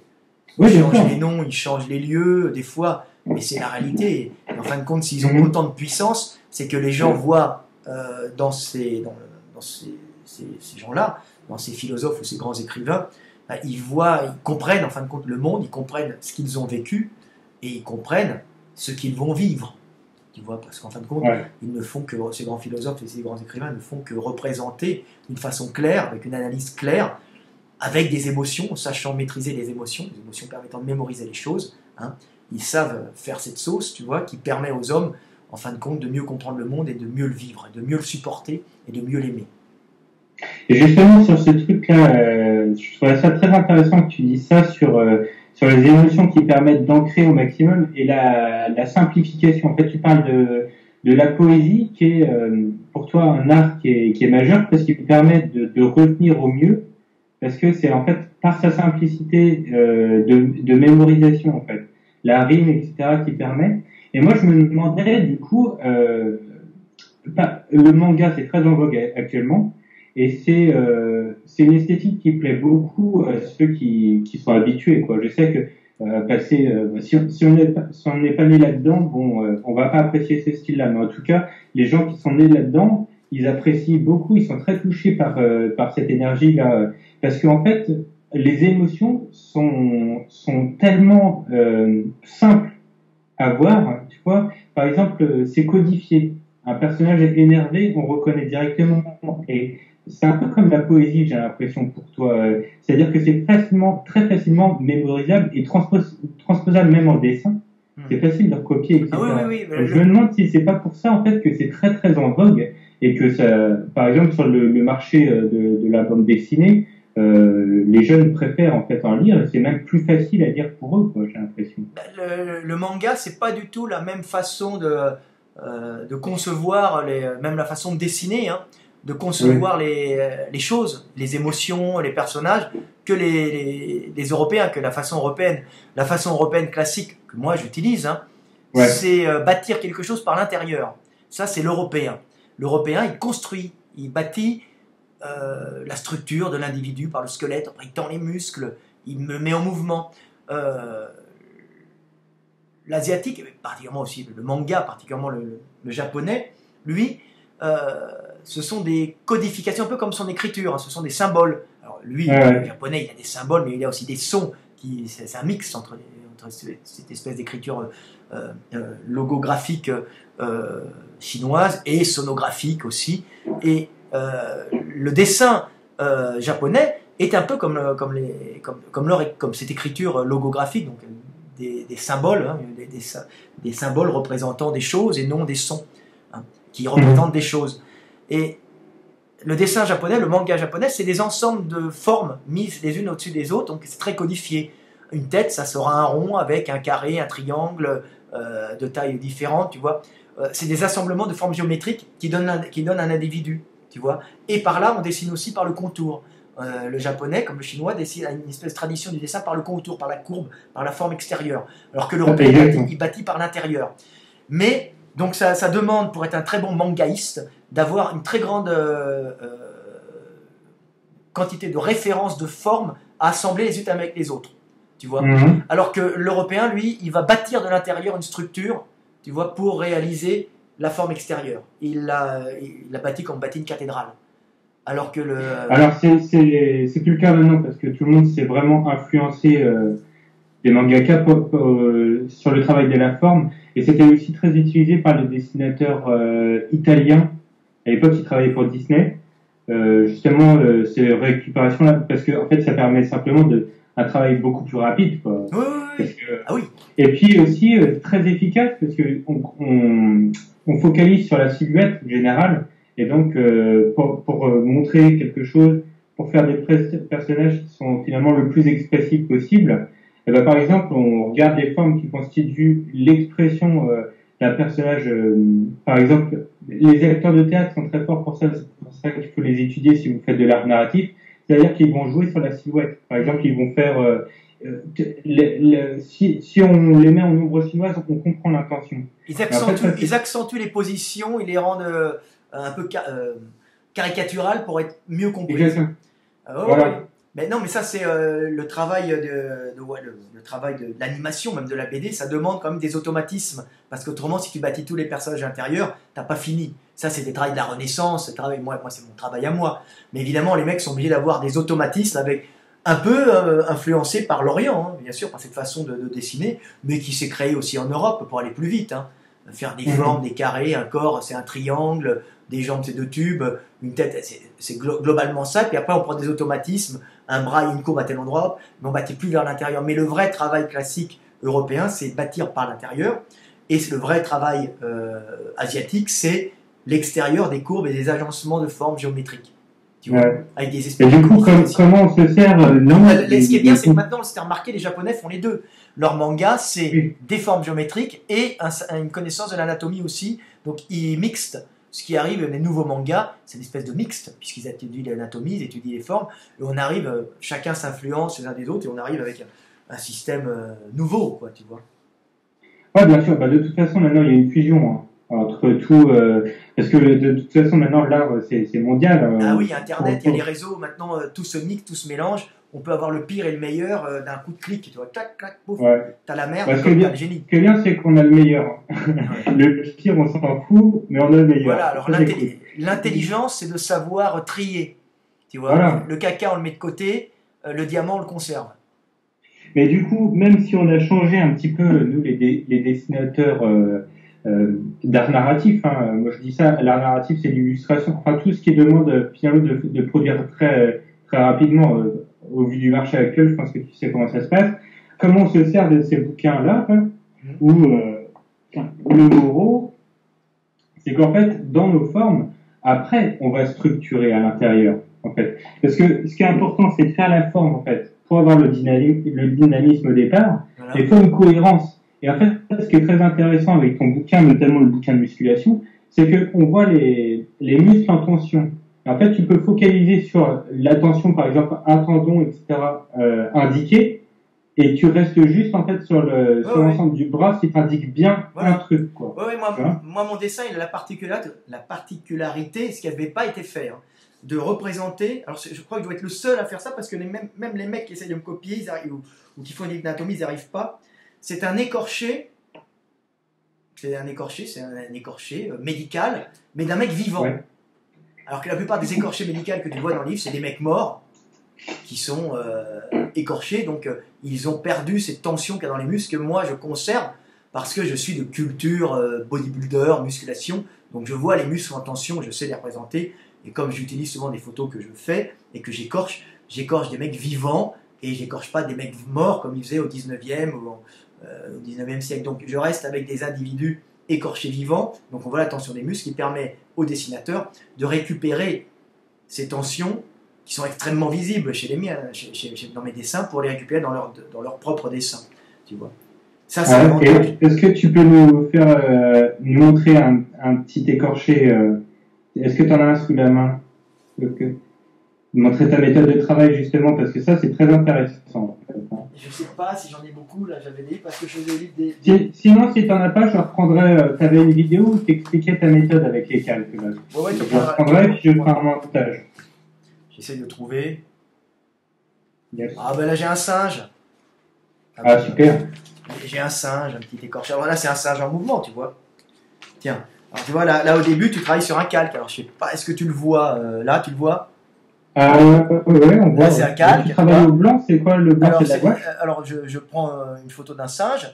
C'est un singe qui était en train de lancer, très primitivement. Je mets le squelette, je tape le squelette du singe. Bon, c'est facile à faire, il y en a partout. Et après, je tape les muscles du singe en fonction du squelette, tu vois, dessus. Donc, je tends les muscles sur le singe. Et après, on se retrouve avec un singe. Alors, ça, c'est peut-être pas. Alors, je sais pas, il est là, tiens. C'est une photocopie, mais tu le retrouves peint avec les muscles utilisés, tu vois. Ça, c'est les muscles utilisés dans le lancer pour le singe. Tu vois sa structure osseuse, il n'a pas de taille, il ne peut pas tourner. Tu vois, c'est toujours intéressant. Mais ça, c'était mes Et donc, tu mets le calque sur quoi? Sur une photo? Tu reproduis le dessin non, tu fais directement sur la photo, quoi. De quoi? Ton écorché. Non, je prends une photo. Et ensuite, après, je prends la photo. Et après, je tape le squelette sur la photo. C'est un plaisir sensuel, comme j'explique toujours. C'est toujours très agréable, tu vois, de retrouver les os sous les individus. C'est un travail d'épluchage virtuel, un peu, tu vois, mais qui donne un grand plaisir, tu vois.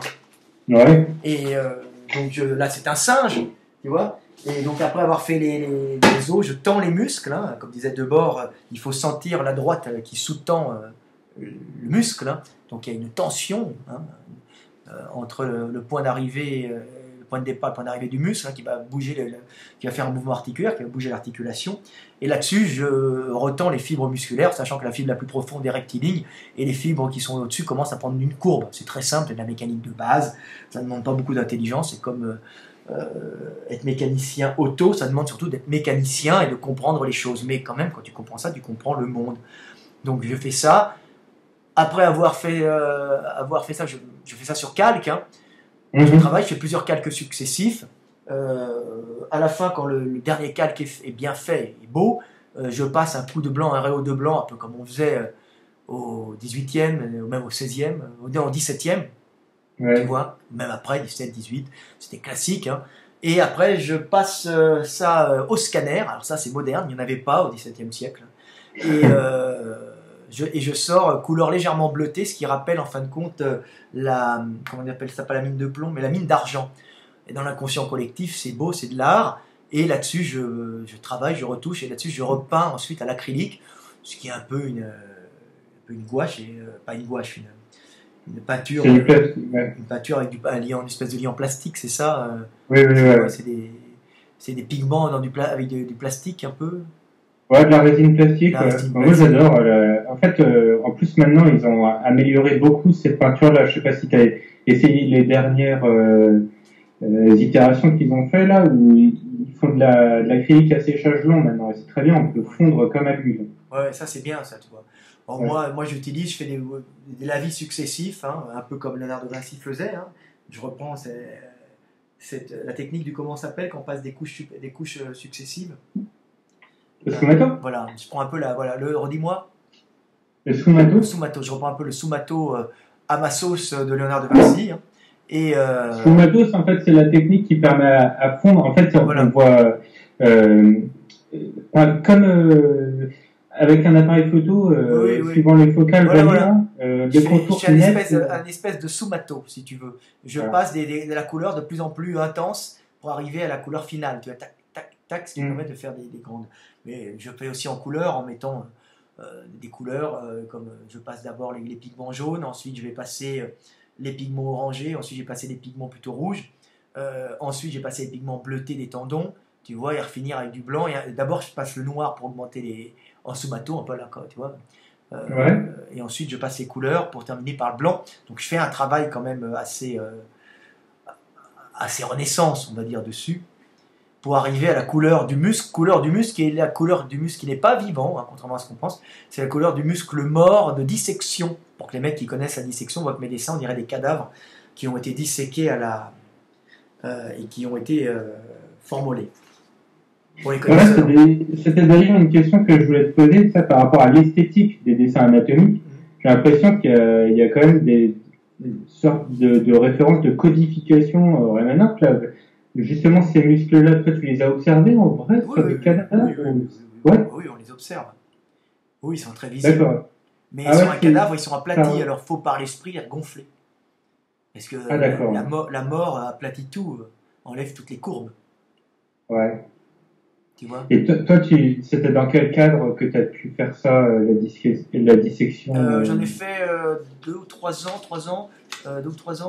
ans avec Dominique Bastien, qui était professeur de dissection à la faculté Saint-Père de Paris, qui venait aux Beaux-Arts, qui était un ami et qui enseignait pour les premières années de médecine et les kinés la dissection. Et comme c'était le dessin était sa passion, on était ensemble, on était amis, et on allait disséquer ensemble. Je faisais tous ces cours pour les kinés et les médecins première année, je crois, en anatomie. Je faisais aussi ces cours de fac, qui étaient des très bons cours d'anatomie médicale cette fois-ci. Et après, on restait des fois ensemble, on était 2-3, des passionnés à étudier la dissection.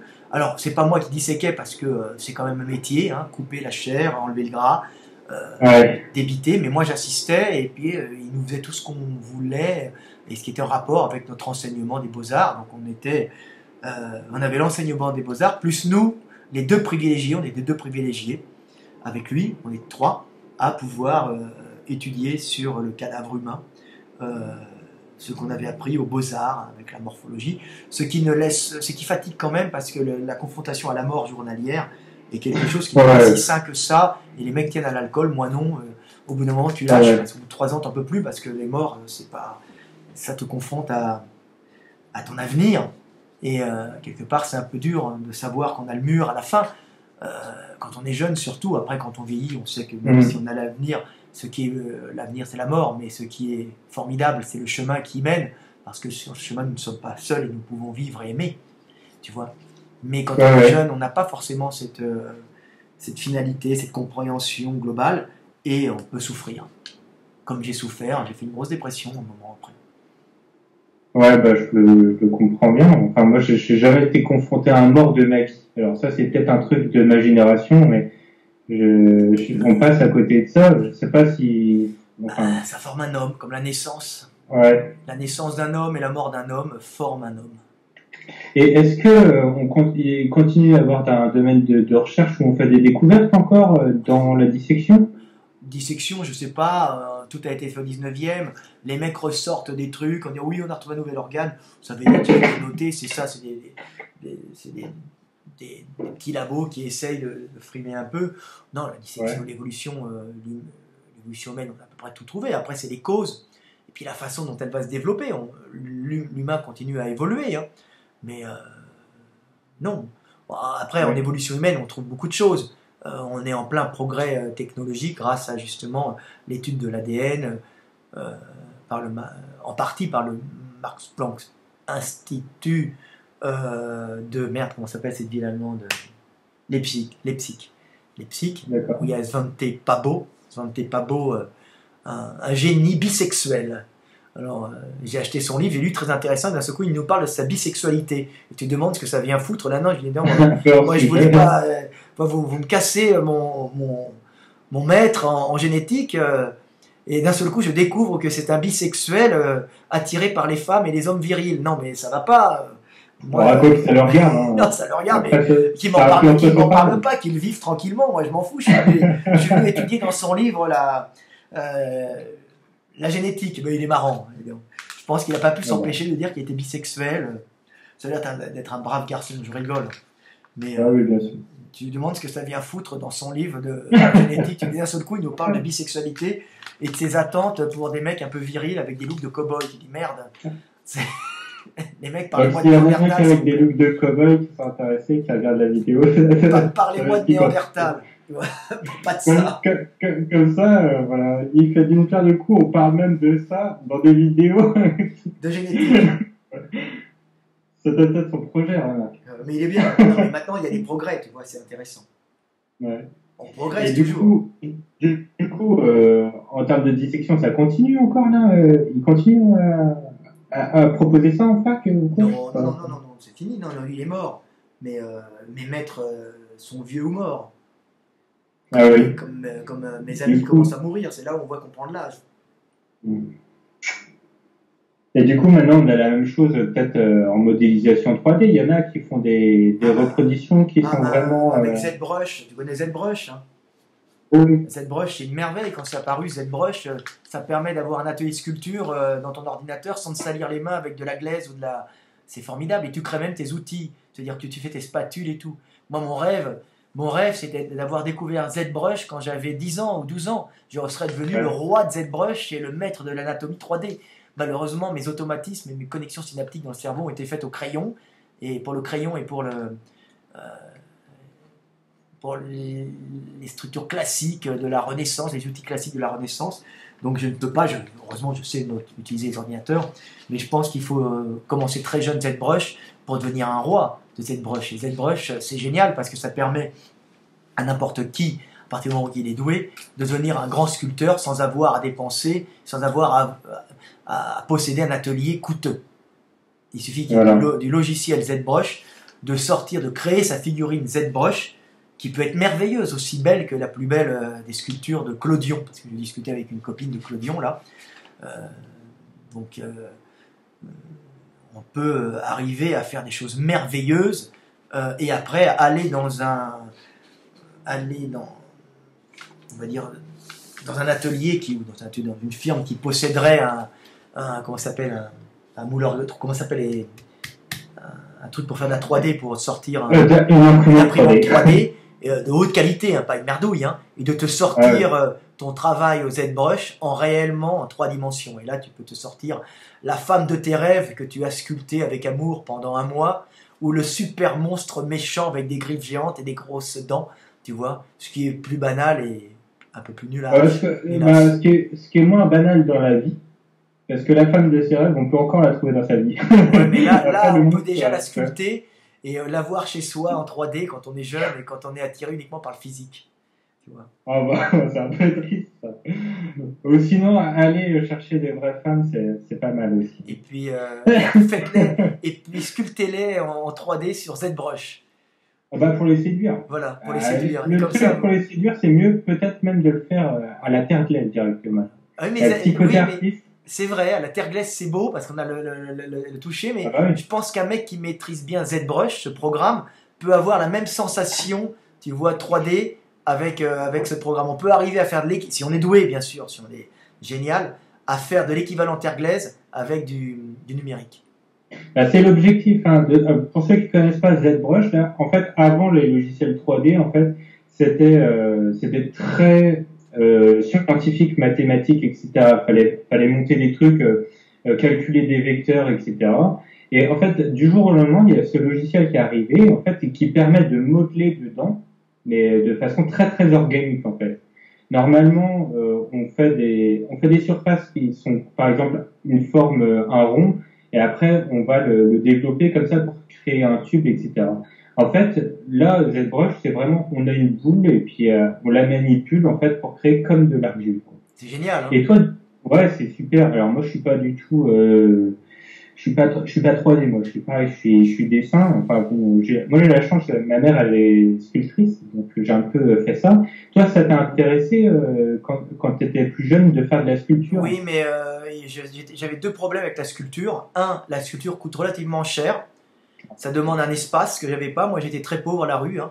Donc j'étais obligé d'avoir du matériel pas cher du tout, hein, et d'arriver à faire du travail professionnel avec le matériel le moins cher du tout, le moins cher qui existe. Donc ma grande force, moi, c'est d'avoir fait mieux que les professionnels en prenant juste le temps et en utilisant du matériel très primitif, mais en l'utilisant à son maximum. Tu vois, moi, je suis le mec qui rentre dans l'arène avec un canif et qui arrive à éclater la bande des gladiateurs parce que je sais le manier, tu vois, j'observe. Donc moi, j'ai utilisé du matériel pas de gamme, tu vois. J'étais très fier de dire que je dois l'avoir quelque part, que j'ai gagné des centaines de milliers d'euros avec un stylo que j'ai acheté d'occasion, pas d'occasion, mais dans un tout pour rien, qui était un stylo Mitsubishi, avec trois types de largeur de traits, tu vois, de crayon, tu vois, et avec ça, j'ai fait mon livre, tu vois.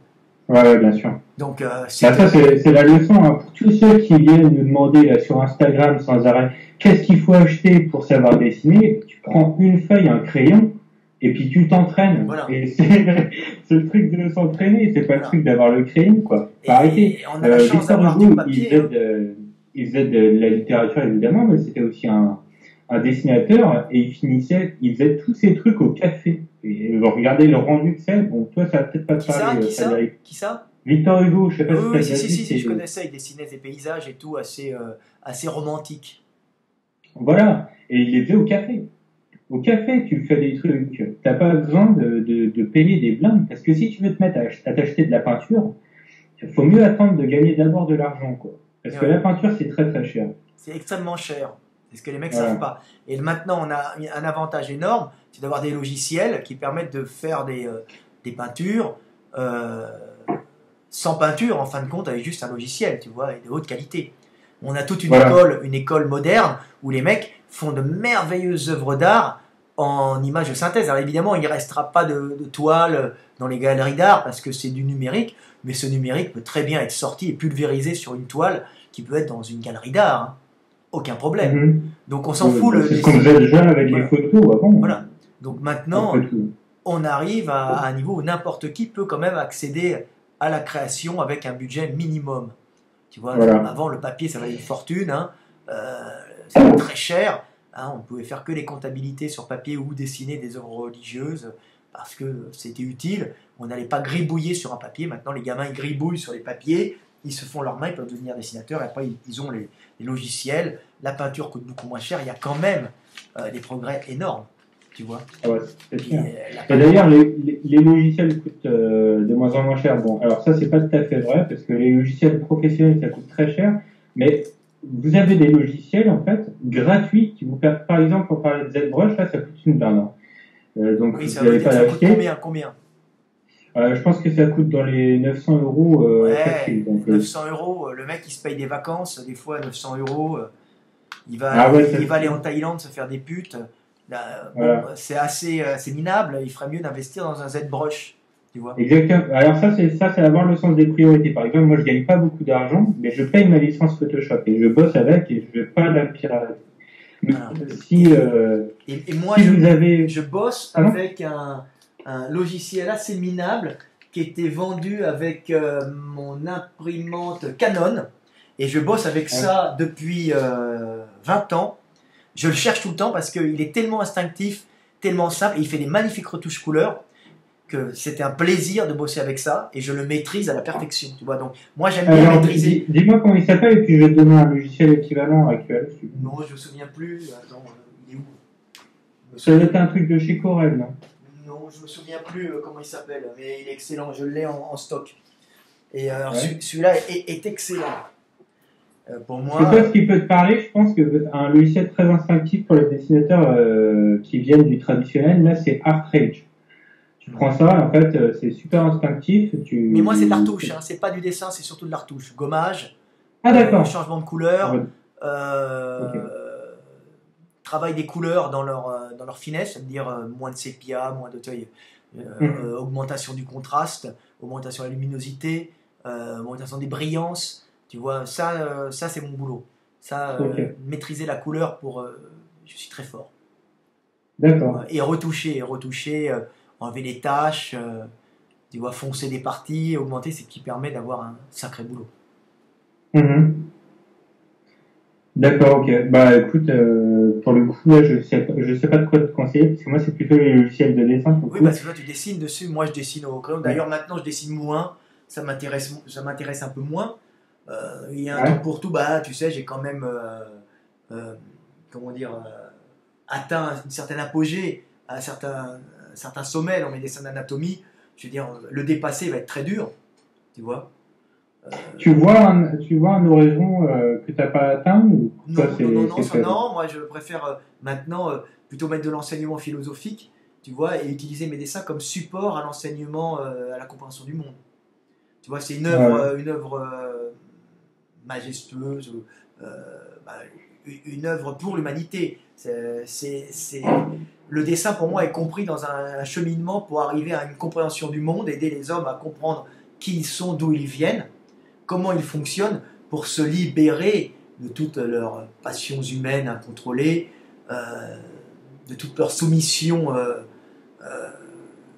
hiérarchique, tu vois, et qu'ils ne perçoivent pas forcément, et qu'ils deviennent des êtres conscients et libres. Et ça passe par l'enseignement. Dans un premier temps. Ouais. Dans un premier temps, c'est une œuvre, une grande œuvre qui permet ensuite peut-être de rentrer dans une phase politique, mais pas politique comme les mecs voient avec dans un parti politique. On va dire dans un système pour permettre aux hommes justement d'intégrer cette pensée dans un système politique, tu vois, pour permettre aux hommes justement de voter leurs lois et de devenir libres, de ne plus être soumis à des abrutis qu'ils auront, pas forcément des abrutis, mais des gens manipulateurs qu'ils auront élus en fin de compte pour les maintenir en esclavage et pour les faire trimer pour eux. Tu vois, que les Ouais. hommes soient Enfin, au-delà de ça, libres de leur le boulot destinée, d'un grand dessinateur, choisissent. Quoi? je dis, au-delà de ça, le boulot d'un grand dessinateur, de toute façon, il est toujours utilisé à la fin pour permettre aux autres dessinateurs de pouvoir mieux s'exprimer. Aussi. Parce qu'on s'appuie. Tu vois, en fait, c'est la liberté, c'est comme ça, c'est quand tu as les outils qui te permettent au mieux d'exprimer ce que tu as en toi aussi.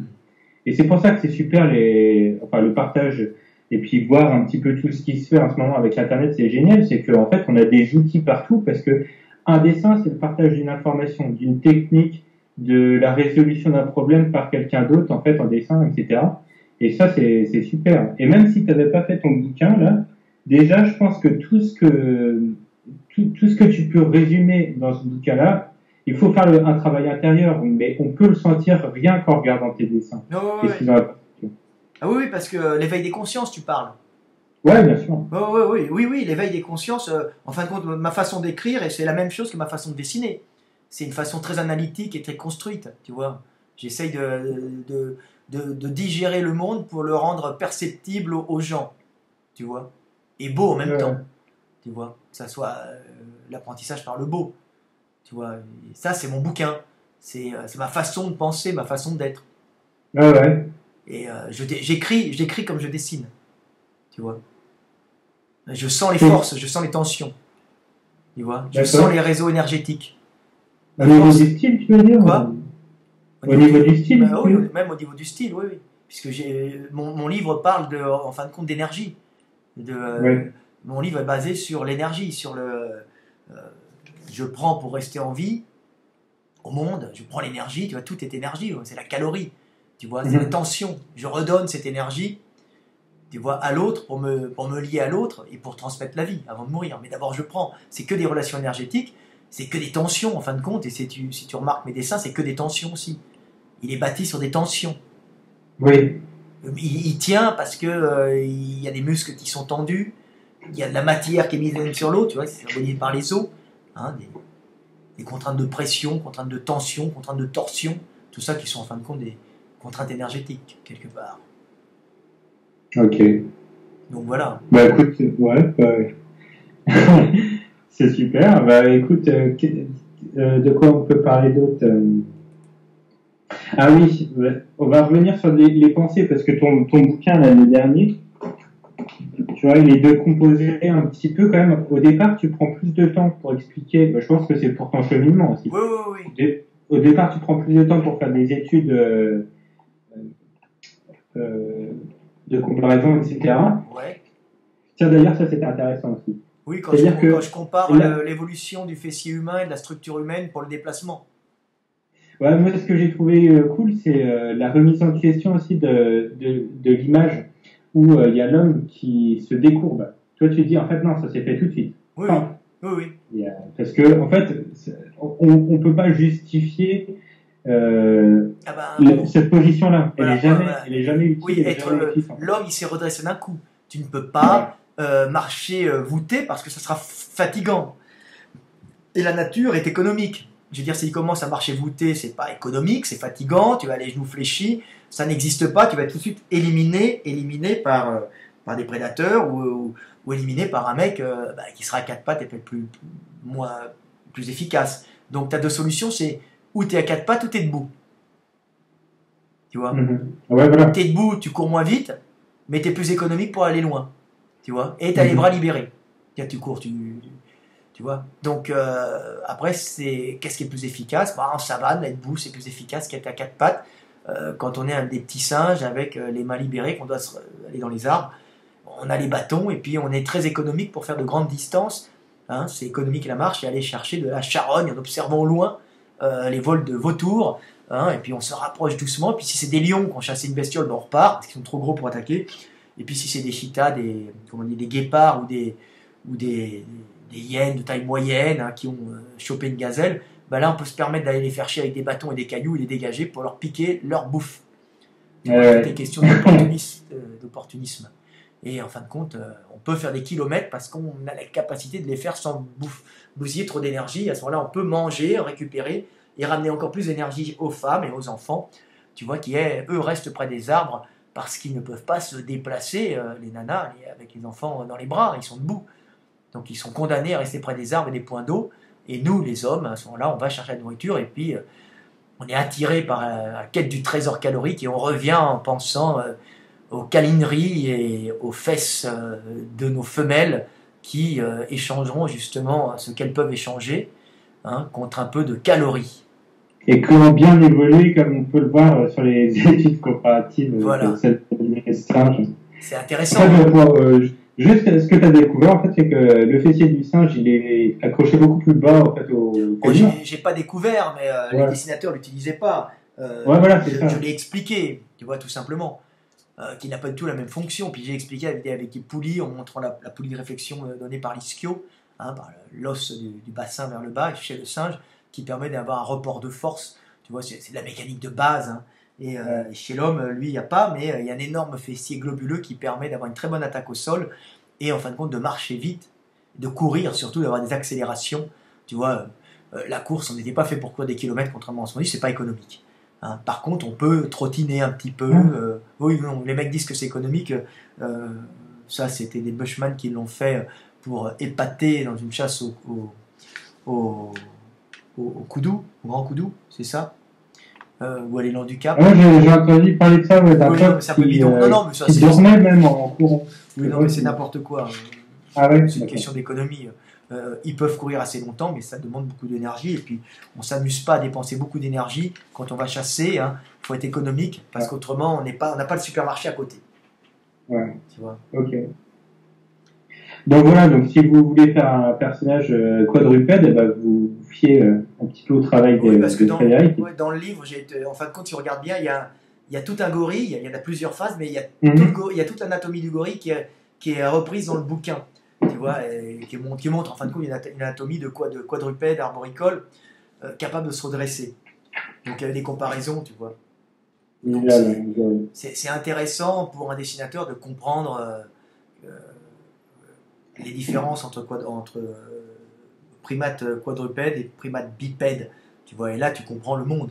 Tu vois, j'avais pris un gorille que j'ai photographié aux eaux de Nirekaza, à la frontière ukrainienne. Un gros mâle argenté, en pleine santé. Il y en avait deux, ils sont magnifiques. Les Hongrois ont des beaux os, ils ont des beaux gorilles. Donc voilà. J'avais expliqué la bipédie chez le gorille, qui est une bipédie culturelle par mimétisme de ses soigneurs avec le gorille Ambam. J'avais dessiné le gorille Ambam, que j'avais écorché, j'avais laissé son squelette pour montrer les déformations du squelette, et je l'avais dessiné debout aussi pour montrer que cette bipédie ne demandait pas un champ de sélection génétique, de mutation, et qu'elle pouvait s'acquérir uniquement par mimétisme très jeune, en déformant son squelette et en fin de compte en devenant bipède, en voulant copier des humains. Donc s'il y en a un qui se met debout dans une communauté de singes quadrupèdes, si jamais les autres le copient, il y a de fortes chances qu'ils deviennent un jour une petite communauté bipède qui pourra, si l'homme disparaît de la planète, nous remplacer. Mais bon, l'homme a pris la place, et quand on dit quand Coca-Cola est là, les autres sodas l'ont dans le cul. Ils ne peuvent pas s'imposer. Ouais. Voilà. Bah écoute, ouais voilà, et donc du coup c'est toujours la comparaison qui amène les révélations, quoi. C'est la confrontation entre deux opposés, et puis, enfin opposés ou pas, non mais on voit les différences, quoi. Il faut faire de la comparaison de toute façon pour comprendre les choses. Voilà. Savoir observer le monde pour le comprendre. Voilà.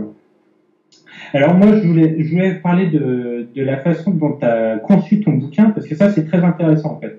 Maintenant on vit à l'heure d'Internet, donc l'édition, tout ça, ça change. Là, si vous voulez arrêter de vous faire baiser, en fait, il va falloir changer un peu les choses. Et en fait, du coup, ton bouquin, alors ça, c'est édité par toi, mais bon, après, alors toi, ça, c'est mon équipe. Hein. Voilà. Je bosse avec mes collaborateurs, on est plusieurs, hein, mais j'ai fait équipe avec le couple inséparable Yovan et Gigi, qui sont mes amis, hein, qui sont dans le sport, qui avaient des salles de MMA, qui sont des entrepreneurs dynamiques, que je connais depuis de nombreuses années, puisqu'eux étaient passionnés de mes conférences d'évolution. Ils m'appelaient pour faire des conférences d'évolution. Ils étaient passionnés, Fred, écrit un livre. Ils me disent, oui, ça fait longtemps que j'y pense, je suis en train de l'écrire, je fais des textes, je fais, oh, mais il faut que tu le produises. Et ce qui s'est passé, c'est qu'en fin de compte, on a décidé de monter la maison d'édition ensemble pour être libre de faire le livre qu'on veut, et les livres, parce que lui aussi en fait, hein, il prépare un livre sur le MMA, puisque c'est un passionné de MMA, hein, et d'avoir toute la liberté sans avoir des contraintes techniques d'un éditeur Rapia. Hein. Donc on est éditeur et on est créateur du contenu, dessinateur, on est tout à la fois, ce qui permet de court-circuiter les radins, et de créer comme on le désire. Comme moi j'ai quand même de bonnes connexions, de bons réseaux sociaux, pour moi c'était pas dur d'avoir les réseaux de, on va dire, youtubeurs pour faire la promotion, pour faire la création, les réseaux, on va dire, qui possédaient les réseaux internet d'information, qui possédaient aussi des librairies, hein, et des librairies, des maisons d'édition, et qui ont participé aussi en me présentant leur structure de création et de gestion des maquettes et de leurs imprimeurs. Donc on bosse en collaboration grâce aux réseaux sociaux d'amis, hein, j'ai dit d'amis parce que ce sont des gens bien, hein. J'ai utilisé des groupes d'amis, hein, Ouais. des groupes de réseaux sociaux, et on a créé notre maison d'édition. Alors on est 3 dans la maison d'édition, j'ai 50, il a 50, ils ont 50, et moi je suis éditeur, et puis on crée encore d'autres bouquins, j'ai d'autres livres à faire, j'ai mon collaborateur Boris qui est en train de bosser sur l'éveil de l'homme, qui est une version plus, on va dire, technique et plutôt universitaire, en style universitaire de mon livre, expliquant techniquement exactement ce qui s'est passé, avec moins de lyrisme, avec moins de style, hein, mais avec plus de références scientifiques pour montrer que tout ce que j'explique dans le livre n'est pas sorti de mon cul, mais est sorti quand même de la recherche et de mon travail aussi de recherche, et de la recherche des labos, des groupes de recherche qui sont multiples dans le monde, hein, et en fin de compte c'est un grand cerveau qui est en train de naître, hein, qui permet à des indépendants de créer du contenu sans être obligé de se soumettre aux maisons d'édition, aux éditeurs et aux réseaux de distribution, puisque maintenant on peut commencer avec Amazon, et chose exceptionnelle, on va dire, que j'ai fait, c'est que je suis passé cet été 3e sur Amazon, dans tout livre confondu, pour un type qui vient avec sa maison d'édition, qui arrive, et boum, 3e dans les meilleures ventes de livres, tu vois, donc on arrive, voilà. On s'impose. Et donc je suis pas passé premier, je pense, à ce moment-là, parce qu'on a tout vendu, on a dégagé tous les stocks d'un coup, puisqu'on a fait on a explosé. Donc maintenant on a réimprimé, et pour la fin du mois d'août, et pour la rentrée, on sera opérationnel pour inonder la France de l'éveil des consciences, et en fin de compte, changer déjà la France et changer ensuite le monde, en permettant aux hommes de devenir des hommes libres. Et en étant indépendants des réseaux de distribution, on n'est plus obligé de se soumettre à l'éditeur, hein, et on n'est plus obligé de se soumettre aux télés et à tout ça. On peut être vraiment indépendant, utiliser les réseaux sociaux, utiliser les groupes de youtubeurs qui s'aiment et qui s'entraident, parce qu'il n'y a pas que des mecs qui font du divertissement bas de gamme. Il y a aussi des gens. Non, il y a des gens très bien qui ont leur relais. J'ai vu Teddy Boy RSA. Voilà, Teddy Boy RSA, ça fait partie des mecs qui sont très très proches de moi au niveau de la pensée. C'est remarqué, tu vois. Oui, c'est un dessinateur aussi. C'est un dessinateur, tu vois, ça s'explique. Hein. Ce sont des mecs qui sont assez. C'est un dessinateur narratif d'ailleurs aussi. Ouais. Il fait du dessin animé. Voilà. Donc tu vois, Teddy Boy je dirais, est un de ceux qui est le plus proche de moi. Après, j'en ai d'autres qui sont mes amis comme, comment il s'appelle, Piero San Giorgio, qui sont dans un autre domaine, tu vois, ou Stéphane Edouard, que j'aime bien, mais il est un peu acide avec les femmes, mais il a une étude très, de sociologie assez intéressante, un peu crue. Des fois, je trouve un peu trop cru, des fois, mais bon, c'est Stéphane, mais toujours très intéressant. Il a fait quand même des découvertes sociologiques très bonnes, hein, dans son domaine. Il est bon, tu vois. Donc j'ai des amis sur Internet, on se relaie les uns les autres. Ouais. Et du coup, en fait, le truc de ces réseaux sociaux là, c'est que tu construis aussi ton livre comme ça en répondant aux questions des internautes. Tu fidélises une communauté et ça participe à de la promo oui. En fait, très saine, beaucoup plus saine que d'aller payer pour avoir de la pub à la télé ou quoi que ce soit, ou d'aller soumettre chez un éditeur pour que tu doives couper la moitié des textes que tu as fait finalement. Il y a des trucs qui passeraient pas chez un éditeur dans ce que tu as écrit. Hein. Ah bah non. Et tu vois, il y a des trucs que tu veux, et t'as la pub, les gens viennent pour toi. Donc ça, c'est vraiment réfléchir l'édition de demain. Moi, je compte faire la même chose sur de la fiction, en fait. Je m'inspire des réseaux sociaux pour créer de la fiction. Tu vois, par exemple, les interactions entre les gens, des amis, etc. Je me sers d'eux, je change les noms des personnages, et un peu comme ils faisaient Molière, tu vois. À l'époque, ils regardaient les personnages de l'époque, comment ils interagissaient, et puis ils prenaient les scènes telles quelles, ils changeaient les noms, ils écrivaient avec du style, et tu vois, et tu fais quelque chose comme ça. Et ça parle directement aux gens parce que, en fait, c'est leur vécu à eux transposé dans l'œuvre.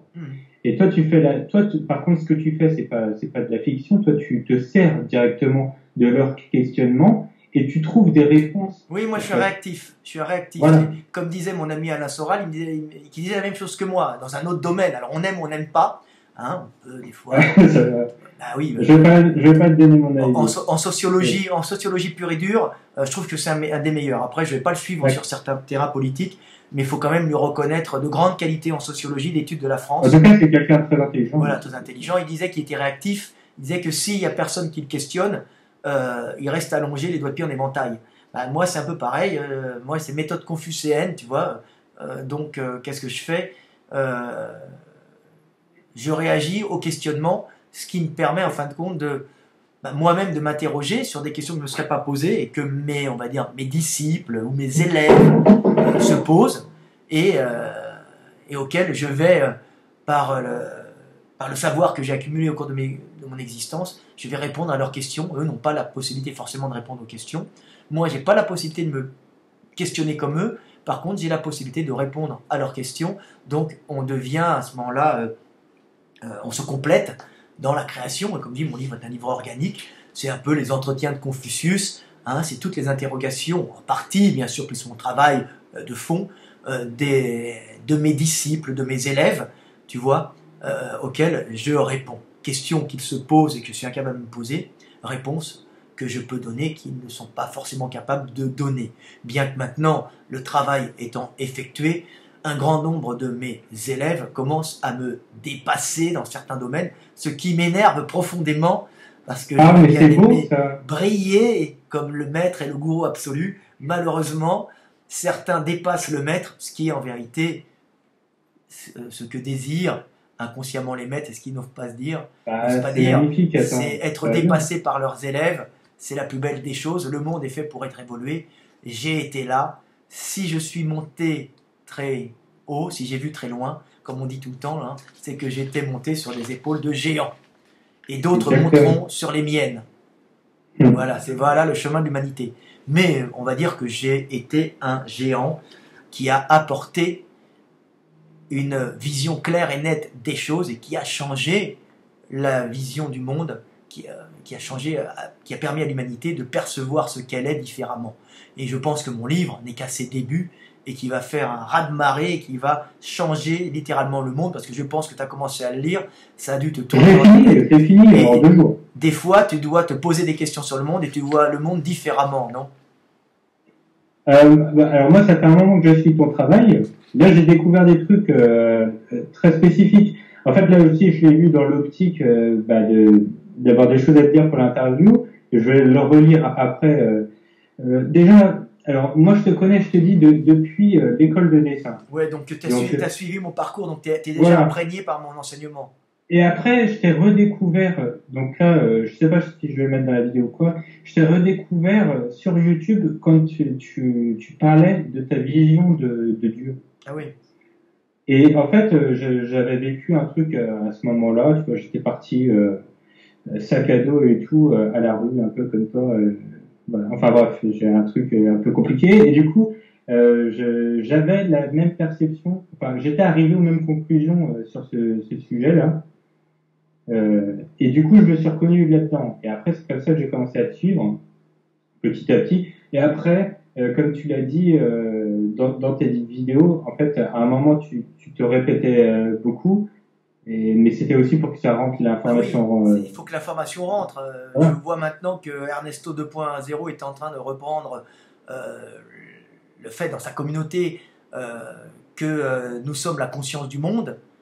Et que c'est le monde qui pense en nous, nous ne sommes que conscience du monde et que le monde est fait pour générer, en fin de compte, dans tout point de l'univers où, on va dire, les possibilités physiques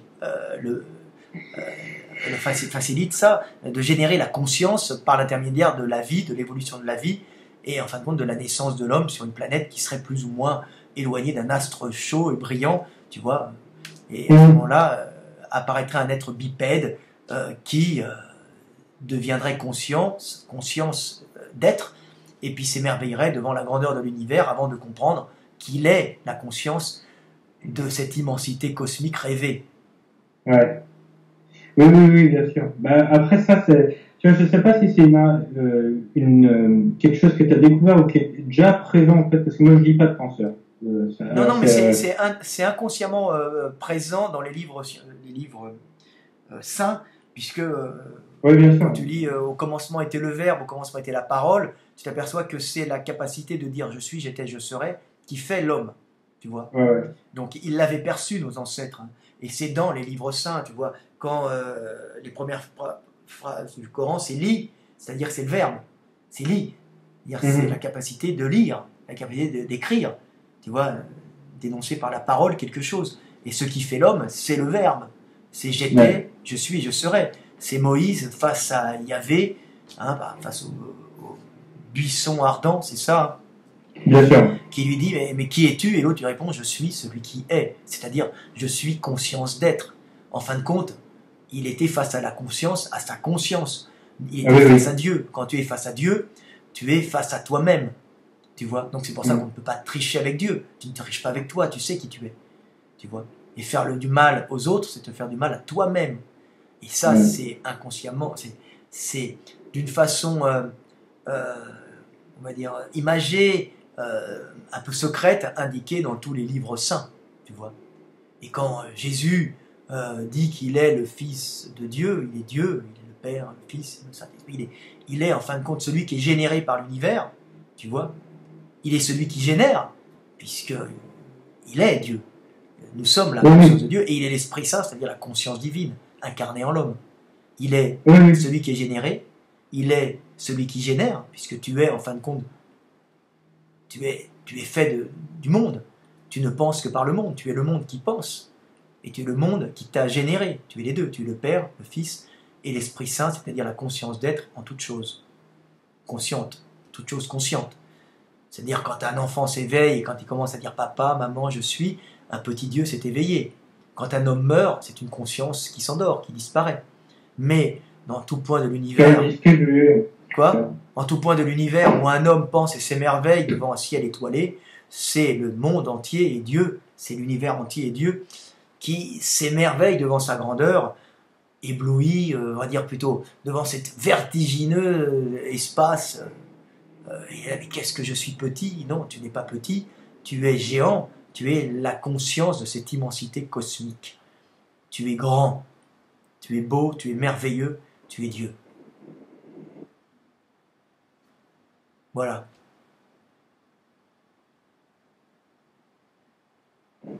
Est-ce que tu m'as encore? Attends, ça coupe, Frédéric. Je crois que la connexion, Bon, ben on va terminer. Je vais terminer là. Toi, tu continues. Moi, c'est comme ça. La vidéo, j'essaie de la mettre si elle n'est pas trop longue. Bon, ben je dis au revoir à tout le monde. Au revoir. Comment c'est ton prénom? Ok.